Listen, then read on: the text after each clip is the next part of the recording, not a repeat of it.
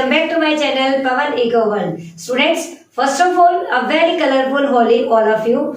So students, आज हम start कर रहे हैं चैप्टर नंबर 3 जो कि वन शॉट रिवीजन होने वाला है इंडियन इकोनॉमिक डेवलपमेंट बुक से। सो बिना देरी से स्टार्ट करते हैं आज का कंसेप्ट जो कि चैप्टर है आपका जो एग्रीकल्चर है 1950 से लेकर 1990 तक का, जो आपकी इंडस्ट्रीज है 1950 से लेकर 1990 तक की। इन शॉर्ट अगर मैं कहूं तो 1950 से लेकर 1990 तक जो भी चेंजेस हमारी इकोनॉमी में आए वो सब हम इस चैप्टर में पढ़ेंगे। सो स्टार्ट करते हैं। देखिए, सबसे पहले हम बात करेंगे एग्रीकल्चर की। तो बेटा एग्रीकल्चर का क्या था कि चैप्टर नंबर 1 में हमने पढ़ा कि जो एग्रीकल्चर थी उसमें लो प्रोडक्टिविटी थी, पर हेक्टेयर लो प्रोडक्टिविटी के साथ में प्रोडक्शन भी बहुत ही कम आता था, और जो भी चीजें थी वो सारी इरिगेशन फैसिलिटीज हम रेनफॉल पे डिपेंड करते थे। इरिगेशन फैसिलिटीज परमानेंट हमारे यहाँ नहीं थी। जो भी चीजें थी लोग ज्यादातर डिपेंड करते थे एग्रीकल्चर के ऊपर। जीडीपी में कंट्रीब्यूशन बहुत कम जा रहा था एग्रीकल्चर का। ये सारी चीजें हमने लास्ट चैप्टर में पढ़ी। अब वो सारी चीजें हो तो गई, उसके बाद में हम इंडिपेंडेंस के अंदर आ गए 1947। इंडिपेंडेंस के बाद हमने जो रिफॉर्म्स की वो हमने सेकंड चैप्टर में पढ़े, मतलब जो जो 5 ईयर प्लान हमने लगाए वो सब पढ़ा। अब हम पढ़ेंगे कि एग्रीकल्चर जो है वो कैसा था, उसमें कौन कौन से रिफॉर्म्स किए गए। तो सबसे पहले बेटा एग्रीकल्चर में 2 टाइप के रिफॉर्म्स हुए। पहले जो रिफॉर्म्स थे वो बेटा थे लैंड रिफॉर्म्स और दूसरे थे टेक्निकल रिफॉर्म्स। मतलब एग्रीकल्चर में पहले लैंड रिफॉर्म्स किए गए, फिर टेक्निकल रिफॉर्म्स किए गए। तो लैंड रिफॉर्म्स में आपको बहुत ही आराम से करवा रही हूँ, सुनिए। Abolition of intermediaries. एबोलिशन का मतलब होता है किसी चीज को बीच में से हटा देना। हमने पढ़ा था जमींदारी सिस्टम जिसके अंदर ट्रायंगुलर सिस्टम था। एक हमारे जो लैंड के जो टीलर्स थे जो कि काम करने वाले थे, जमींदार था और गवर्नमेंट थे, मतलब जो ब्रिटिशर्स थे। तो ब्रिटिशर्स जो है वो पहले जमींदार से कुछ लेते थे, जमींदार जो है वो टीलर से कुछ लेता था। उनका कोई फिक्स नहीं था। जो जमींदार थे वो टीलर से बहुत ज्यादा एक्सप्लॉयटेशन करते थे। तो सबसे पहला काम किया गया कि जमींदारी सिस्टम को हटा दिया गया, एबोलिशन जो है वो मतलब कर दिया गया उनका, और सीधा डायरेक्ट जो है एक प्रोड्यूसर जो था वो भी वही था, जो टीलर था वो भी वही था। इन शॉर्ट अब जिसका सामान था जो उसमें उगाता था उसको आराम से मिलता था। ये तो था एबोलिशन ऑफ इंटरमीडिएटरीज, मतलब जमींदारी सिस्टम को हटा देना। Selling on land holdings. बेटा सेलिंग ऑन लैंड होल्डिंग्स का मतलब था जमीन फिक्स कर दी गई थी कि किसी को ज्यादा ना मिले किसी को कम ना मिले। जिन लोगों के पास ज्यादा जमीन थी उनको एक लिमिट तक जमीन देकर एक्स्ट्रा जमीन को जिनके पास नहीं थी, जो लैंडलेस थे, उनके अंदर डिस्ट्रीब्यूट कर दी गई थी। नेक्स्ट था कि जो होल्डिंग्स हैं उनको इकट्ठा कर दिया गया था, मतलब जो बिखरी हुई थी फ्रेगमेंटेड हमारी लैंड होल्डिंग्स थी, कहीं किसी का टुकड़ा था कहीं किसी का, उन सबको इकट्ठा कर दिया गया था। देन आता रेगुलेशन ऑफ रेंट। रेंट जो है वो रेगुलेट कर दिया गया था, 1/3 कर दिया गया था। मतलब पहले क्या होता था कि हम जो जमींदार है वो अपनी मर्जी से हमसे रेंट जो है वो पे करते थे, हमसे इन द सेंस जो टीलर्स होते थे उनसे। अब रेंट जो है वो कितना कर दिया गया था, 1/3 कर दिया गया था। अप्रोक्स हमें कह सकते हैं कि वो फिक्स कर दिया गया था। फिर आता है कोऑपरेटिव फार्मिंग। फार्मिंग जो है वो कोऑपरेटिव हो गई थी। कोऑपरेटिव का मतलब होता है कुछ विलिंग पर्सन अपने इकट्ठा एक ग्रुप बनाते हैं और फिर फार्मिंग को करते हैं। जैसे कि हम कहते हैं कोऑपरेटिव सोसाइटीज। तो कहने का मतलब ये था कि कुछ फार्मर्स इकट्ठे हुए अपने जो भी चीजें होती थी फार्मिंग से रिगार्डिंग उन सबको इकट्ठे खरीदते थे, फिर जो भी खेती बाड़ी थी वो करते थे। तो अब जो मैंने आपको करवाया वो क्या था, एग्रीकल्चर के अंदर जो जो लैंड रिफॉर्म्स हुए वो सबसे पहले इंटरमीडिएटरीज को हटा दिया गया, जमीन को फिक्स कर दिया गया, जमीन को इकट्ठा कर दिया गया, लैंड के लिए रेंट जो है वो रेगुलेट कर दिया गया और फार्मिंग जो है वो कोऑपरेटिव होगी। इन सभी चीजों को लैंड रिफॉर्म्स बोला गया। ये तो थे पहले रिफॉर्म जो कि एग्रीकल्चर में हुए। सॉरी बेटा। देन आता है एग्रीकल्चर के अंदर ही टेक्निकल रिफॉर्म्स। भाई मशीनरी के रिगार्डिंग क्या क्या हुआ, क्योंकि ना तो हमारे पास मॉडर्न इनपुट्स थे, ना इरिगेशन फैसिलिटीज परमानेंट थी जिसके बेसिस पे हम एग्रीकल्चर एक्टिविटीज को कर सकते थे। तो सबसे पहले use of high yielding variety seeds, जो कि हम क्या करते थे पहले ट्रेडिशनल तरीके से खेती करते थे। अब हमने क्या करना स्टार्ट कर दिया, हाई यील्डिंग वैरायटी के सीड्स को लगाना स्टार्ट कर दिया, जिससे प्रोडक्टिविटी जो है वो एनहांस हुई, इंक्रीज हुई। उसके बाद में केमिकल फर्टिलाइजर्स हम डिपेंड करते थे। फर्टिलाइजर जो मैन्योर होता था जिसे हम गोबर खाद वगैरह बोलते हैं उनको, अब हम किस पे डिपेंड करते थे, केमिकल फर्टिलाइजर जैसे यूरिया वगैरह। इससे प्रोडक्टिविटी बहुत ज्यादा इंक्रीज होती। Use of insecticide and pesticides. जो भी खेतों के अंदर खरपतवार होती है, लाइक जब भी हम कोई फसल उगाते हैं तो उसमें कीड़े मकोड़े जो लग जाते हैं जो कि फसल को उगने में रोकने का काम करते हैं, उनके लिए इंसेक्टिसाइड का यूज किया गया। और जैसे कि हमने गेहूं की फसल उगाई और उसके अंदर घास फूस साइड में उग रही है, हम उसे पेस्टिसाइड्स मतलब बोलते हैं, जो वीडीसाइड्स होते हैं उनके लिए हमने वीड्स के लिए पेस्टिसाइड्स जो है वो बनाया। कहने का मतलब ये है कि एग्रीकल्चर के अंदर insecticide, pesticide, chemical fertiliser, high yielding variety के सीड्स का यूज किया जाने लगा। और इरिगेशन जो फैसिलिटीज थी उनको एक्सपेंड कर दिया गया। इरिगेशन फैसिलिटीज पहले हमारे पास में बहुत कम थी, अब धीरे धीरे हमारे पास इरिगेशन फैसिलिटीज जो है वो इंक्रीज होने लगी थी। अब हम बारिश पे डिपेंड नहीं करते थे, अब हम डिपेंड करते थे ट्यूबवेल्स के ऊपर और जितने भी हमारा जो स्प्रिंकल सिस्टम होता है इनके ऊपर। और हम ये कह सकते हैं कि टेक्निकल तरीके से हमने हमारी एग्रीकल्चर को अब इंक्रीज कर लिया था। मैंने क्या बोला था कि एग्रीकल्चर जो कि बिल्कुल बैकवर्ड था on the eve of independence, जो कि चैप्टर नंबर 1 में हमने पढ़ा था, उनके अंदर हमने 2 रिफॉर्म्स किए। एक हमारा था लैंड रिफॉर्म्स, दूसरा था टेक्निकल रिफॉर्म्स। लैंड रिफॉर्म्स में जमीन के बारे में बात थी, टेक्निकल रिफॉर्म्स में खेती बाड़ी के इनपुट्स जो कि हमारे टेक्निकल मशीनें थी उनके बारे में बात की थी। अब ये 2 कंसेप्ट हमारे खत्म हो जाते हैं। नेक्स्ट कंसेप्ट है that is games of green revolution. भाई जब हमने ये सारी चीजें की, हाई यील्डिंग वैरायटी के सीड्स वगैरह किया, तो किसकी वजह से किया था? Green revolution. अब थोड़ा सा मैं बताऊंगी कि ग्रीन रेवोल्यूशन क्यों आया। देखिए बेटा 1965 में इंडिया और पाकिस्तान का थोड़ा सा क्या हो रहा था, लड़ाई सी हो रही थी, जिसके बीच में अमेरिका जो है वो हमें एक फूड ग्रेड्स वगैरह देता था, उसने हमें मना किया। तो हमें एक कमी महसूस हुई कि हमें हमारा सेल्फ सफिशिएंट होना चाहिए, मतलब फूड ग्रेन्स के लिए हम किसी पे डिपेंड ना करें। वैसे तो हमें किसी भी चीज के लिए किसी पे डिपेंड नहीं करना चाहिए, जो कि बहुत ही गलत बात है। हम उनके क्या हो जाते हैं, फिर हम उसी के ऊपर डिपेंड करते हुए चले जाते हैं। और लाइफ को एंजॉय करना है तो खुद पे डिपेंड रहो, किसी और पे डिपेंड ना करो। तो हमारी इंडिया ने भी यही सोचा, उसने क्या कहा कि नहीं, अब अमेरिका जैसी कंट्रीज की हमें जरूरत नहीं है, हम खुद की फूड ग्रेन्स जो है वो खुद ही अपने देश में उगाएंगे। उसके लिए उन्होंने ग्रीन रेवोल्यूशन लेके आया, जो कि कब आया था? 1960s के अंदर हम कह सकते हैं। इसके 2 फेज थे, एक फर्स्ट फेज था, एक सेकंड फेज था। एक तो 1960s के स्टार्टिंग का, एक मिड का था। अब देखिए उसके अंदर क्या हुआ, जो उसके गेन थे, मतलब जब भी हम कोई रेवोल्यूशन लेके आते हैं, जब भी कोई क्रांति आती है, उसके कोई ना कोई फायदे तो होते हैं। तो पहला फायदा क्या था? Support in crop productivity. जो क्रॉप प्रोडक्टिविटी थी वो हमारी बहुत थोड़ी थी, लो प्रोडक्टिविटी थी, लो प्रोडक्शन तक। 1 हेक्टेयर के अंदर बहुत थोड़ा सा जो है गेहूं अनाज जो भी उगता था। अब वो क्रॉप की जो प्रोडक्टिविटी थी वो पर हेक्टेयर जो है वो कैसी हो गई थी? इंक्रीज होना स्टार्ट हो गई थी। Sustainable rise in acreage. जो एक्रेज का मतलब होता है जो कल्टीवेशन का एरिया होता है, मतलब जमीन में जो खेतीबाड़ी हम करते हैं, खेतीबाड़ी करने का जो एरिया था वो पहले थोड़ा था, मतलब जहां बंजर जमीन थी वो बंजर ही पड़ी रह जाती थी। क्यों? क्योंकि हमारे पास में कोई ऐसी टेक्निक्स नहीं थी जिनसे उनको ठीक किया जा सके। धीरे धीरे हमने जो बंजर जमीन थी, जो यूज में नहीं आ रही थी, जिसमें क्रॉप प्रोडक्टिविटी नहीं होती थी, उसको हमने मशीनों की सहायता से सॉइल की फर्टिलिटी को इंक्रीज किया, यूरिया खाद डाला, केमिकल फर्टिलाइजर डाले, जिससे प्रोडक्टिविटी इंक्रीज होगी। और जो एक्रेज का एरिया हम कह सकते हैं कि जो छोटा होता था, अब वो कैसा हो गया था? बड़ा हो गया था। Then shift from subsistence farming from commercial farming. बेटा सबसिस्टेंस फार्मिंग वो होती है कि मैं इतना कमाऊं कि खुद का गुजारा चला लूं, और कमर्शियल फार्मिंग वो होती है कि मैं इतना मतलब उगाऊं कि खुद के लिए भी कर लूं और मार्केट में सरप्लस बेच के भी आ जाऊं और हमारे पास में प्रॉफिट आ जाए। तो जब ब्रिटिशर्स के अंदर हम काम कर रहे थे, हमारा एक मेन मोटिव होता था फार्मर्स का कि बस इतना कमा ले कि हमारे 2 जून की रोटियां चल जाए, हम आराम से खाना खा ले। आराम से तो कहाँ खा पाते थे उस टाइम, बट धीरे धीरे जैसे ही हमने ग्रीन रेवोल्यूशन के अंदर एंटर किया, हमारे पास क्या आने लगे? फर्टिलाइजर्स आने लगे, जो कि हाई यील्डिंग वैरायटी के सीड्स थे। साथ में chemical fertiliser, pesticide, insecticide, irrigation facilities, सब कुछ हमारी जो क्रॉप की प्रोडक्टिविटी को इंक्रीज करने की वाली चीजें थी वो हमारे पास थी। अब आपके पास में हथियार हैं तो आप लड़ाई तो लड़ ही सकते हैं। तो जो हथियार हमारी खेतीबाड़ी को उगाने के लिए थे, वही हथियारों का हमने यूज किया और हमने क्रॉप की जो प्रोडक्टिविटी जो थी वो सबसिस्टेंस फार्मिंग की तरफ हम जो हमारा आउटलुक था, हमारा जो नजरिया था वो चेंज हुआ।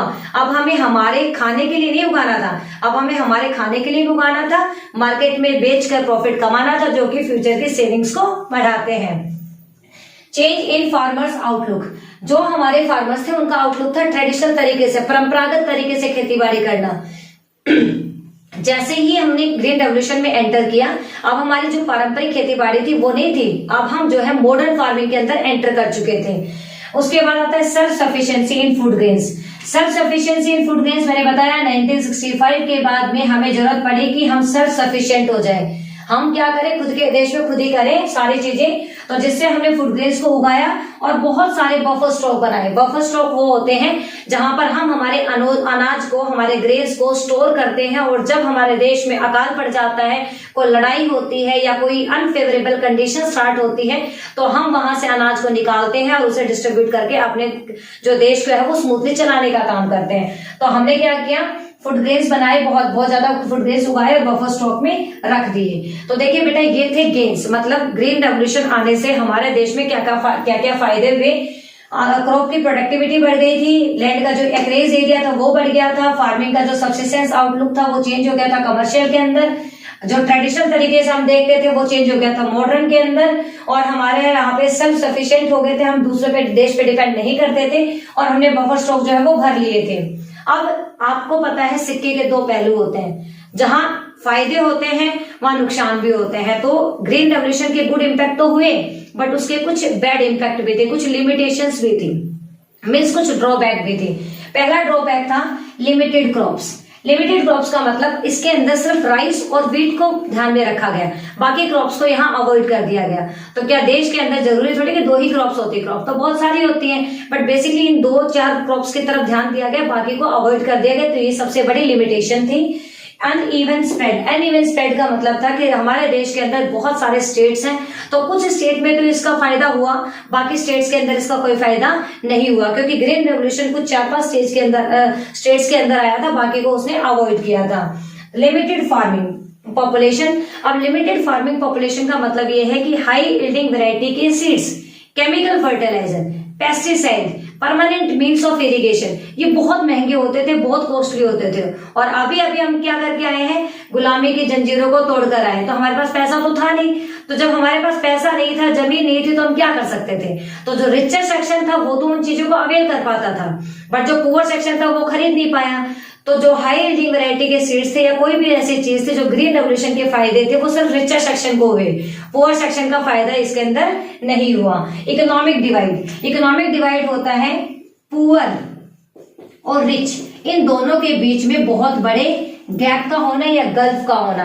अभी मैंने क्या कहा कि रिचर सेक्शन ने सारी चीजों को अवेल कर लिया, तो वो तो और अमीर हो गया, गरीब जो था वो और गरीब हो गया। ये इसके लिमिटेशंस थे। आता है आईपीआर, मतलब इंडस्ट्रियल पॉलिसी रेजोल्यूशन 1956। आईपीआर 1956 जब आया, आईपीआर 1948 में मिलेगा आपको। आईपीआर 1948 पहले आया था, उसके बाद में 1956 के अंदर आया। आईपीआर 1956 ने क्लियर डिक्लेरेशन दी कि जो प्राइमरी रोल होगा इंडस्ट्रीज के अंदर वो गवर्नमेंट प्ले करेगी, जो सेकेंडरी रोल होगा वो प्राइवेट सेक्टर जो है वो प्ले करेगा। मतलब आईपीआर के अंदर ये बताया गया कि इंडस्ट्रीज को 3 भागों में डिवाइड किया गया, एक प्राइवेट सेक्टर की, एक पब्लिक सेक्टर की, और एक प्राइवेट प्लस पब्लिक जिसके अंदर दोनों रोल होते हैं। तो जो प्राइवेट सेक्टर की इंडस्ट्रीज थी वो प्राइवेट इंडिविजुअल के अंदर आती थी, जिसको लाइसेंस लेने की जरूरत होती थी। पब्लिक सेक्टर जिसके अंदर ओनरशिप पब्लिक सेक्टर की होती थी, और प्राइवेट प्लस पब्लिक के अंदर जो प्राइवेट सेक्टर था वो सेकेंडरी रोल प्ले कर रहा था, और जो पब्लिक सेक्टर था वो प्राइमरी रोल प्ले कर रहा था। अब जो पब्लिक सेक्टर की जितनी भी इंडस्ट्रीज थी उसमें 3 इंडस्ट्रीज को बहुत ज्यादा ध्यान में रखा गया, जैसे कि डिफेंस की होगी, लॉ की, या फिर एक तरीके से जो एटॉमिक रिसर्च वगैरह की, ऐसी इंडस्ट्रीज गवर्नमेंट सेक्टर के अंदर आती थी, बाकी को प्राइवेट के अंदर डाला जा सकता था, बट शर्त ये थी कि उनको क्या करना पड़ता था, सेकेंडरी रोल प्ले करना था। तो 2-4 क्लासिफिकेशन आया इसके अंदर, इंडस्ट्रियल लाइसेंस आया इसके अंदर, और जो प्राइवेट इंडस्ट्रीज थी उनको जो भी मतलब सब्सिडीज वगैरह थी वो इसके अंदर आई। ये था इंडस्ट्रियल पॉलिसी रेजोल्यूशन 1956।